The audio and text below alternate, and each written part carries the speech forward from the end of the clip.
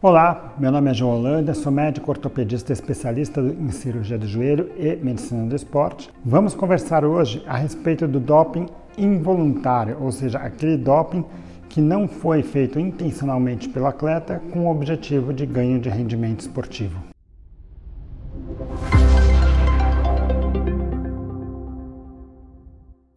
Daiane dos Santos, César Cielo, Maureen Maggi são alguns dos atletas de destaque no Brasil que foram pegos no teste antidoping, que alegaram que não sabiam como aquilo tinha acontecido ou que aquilo tinha acontecido de uma forma totalmente involuntária e que ainda assim receberam pesadas punições. Gera-se muita discussão no meio esportivo quanto que isso é uma desculpa que eles criaram para justificar um ato ilícito e o quanto que isso realmente seria uma possibilidade real de ter acontecido. O que vamos discutir aqui nesse vídeo é que realmente o doping involuntário é uma realidade, é uma coisa que acontece muito. Não existe uma forma de você medir isso claramente, mas estima-se que aproximadamente 75% dos casos de punição por doping sejam decorrentes de doping involuntário, ou seja, não intencionais por parte do atleta. Infelizmente, a Organização Mundial da Saúde acabou meio que obrigada a adotar a ideia de que o atleta é responsável por tudo aquilo que for encontrado em seu organismo. E mesmo que aquilo não tenha de fato trazido um ganho de rendimento, ele vai ser punido. E isso acontece por um motivo simples.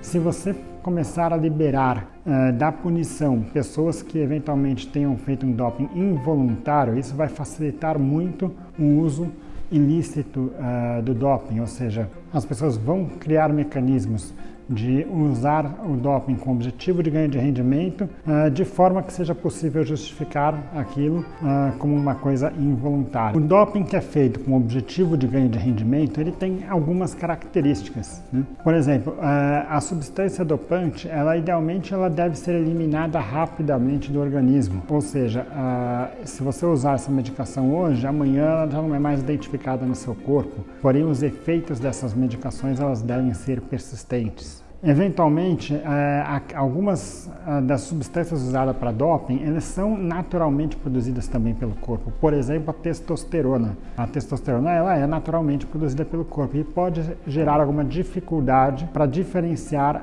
aquela testosterona que foi utilizada com o objetivo de ganho de rendimento de uma testosterona que foi produzida pelo próprio organismo. Lembrando que o atleta, muitas vezes, ele foge um pouco dos padrões de normalidade da população e ele pode ter uma produção aumentada naturalmente, né?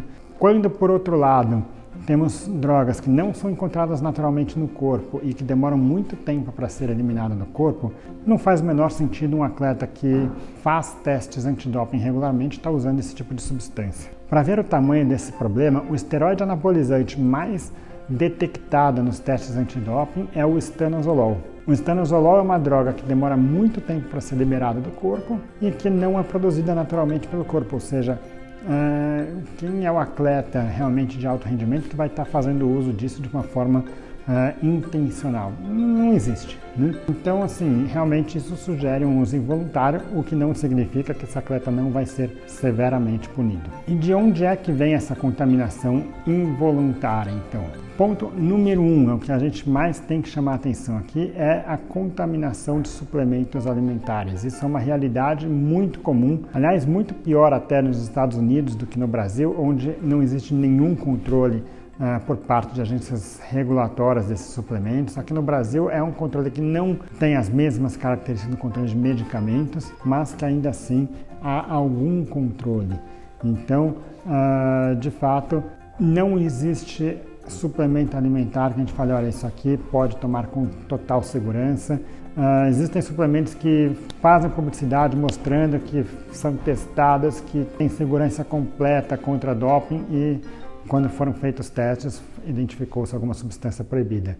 E essa contaminação ela pode acontecer de duas formas. Por uma manipulação inadequada. Então, é comum que em laboratórios de manipulação, que seja feita manipulada uma medicação, depois faz outra, e sem uma limpeza adequada de todos os equipamentos, e eventualmente sobra algum resquício de alguma medicação manipulada anteriormente. Os testes antidoping atualmente são muito sensíveis, eles pegam doses muito baixas de algumas medicações e isso daí eventualmente pode ser o suficiente para gerar caso de doping.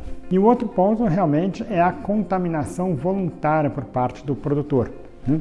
Sabemos hoje que um suplemento de proteína, por exemplo, ela tem uma indicação muito limitada para o atleta, mas é uma indústria muito grande, né? Assim, existe muitas ideias, vamos dizer, irreais a respeito desse tipo de suplemento. E, bom, se aquilo lá não vai trazer nenhum benefício esportivo, de alguma forma, são suplementos que tendem a ser menos valorizados no mercado. Então, o que os fabricantes fazem? Isso voluntariamente vai ser adicionado doses baixas de um anabolizante, por exemplo, para que gere aquele efeito de ganho de força e que a pessoa entenda que está ganhando força por causa do suplemento. Isso é uma realidade, tanto que, de modo geral, encontra-se contaminação com anabolizantes justamente naqueles suplementos que são indicados para ganho de força. Por outro lado, é comum encontrar diuréticos num suplemento que promete a perda de peso. O segundo fator associado a doping involuntário é a utilização de medicamentos proibidos para o tratamento de alguma condição clínica, de alguma doença específica. Então, assim, o atleta que precisa realmente de uma medicação por um uso clínico, ele será liberado para uso, mas isso precisa ser feito um processo de liberação. Existe um documento chamado TUI, que é Therapeutic Use Exemption, que se o atleta realmente precisa usar uma medicação, ele precisa preencher aquilo e solicitar para a agência antidoping uma autorização para usar aquela medicação. Enquanto ele não tiver essa autorização, aquela medicação será considerada proibida. E mesmo que ele comprove posteriormente que ele precisava daquela medicação por um uso clínico, caso isso tenha sido identificado e ele não tenha essa autorização, ele vai ser punido da mesma forma. E isso é um ponto que precisa ser melhor conhecido tanto por parte dos atletas como por parte dos profissionais de saúde. Infelizmente, muitas vezes o atleta tem alguma condição que ele não vai procurar um médico do esporte para tratar, mas sim um médico generalista. Por exemplo, ele tem um problema dermatológico, ele tem um problema ginecológico. Eventualmente ele não vai no médico do esporte, mas sim no dermatologista ou no ginecologista, que não necessariamente tem um conhecimento profundo das leis antidoping. Algumas das medicações proibidas pelo Código Antidoping são medicações que pouca gente imagina que faça parte da lista. Por exemplo, existem medicações para dor de cabeça que são proibidas pela lei antidoping. Existem anticoncepcionais proibidos. Corticoides, que são medicações usadas para grande parte das doenças reumatológicas, dermatológicas, ortopédicas, também são proibidos dentro de certas condições de administração. Então, é importante que sempre que um atleta que esteja eventualmente sendo submetido a um teste antidoping vá fazer uso de uma medicação, por mais que pareça ser uma coisa totalmente inocente, que consulte um profissional especializado que tenha um conhecimento maior das leis antidoping. Bom, por hoje é isso, espero ter contribuído com esse vídeo. Para maiores informações, convido que visite a minha página ortopedistadojoelho.com.br ou que veja os outros vídeos aqui no canal. Obrigado e até o próximo vídeo.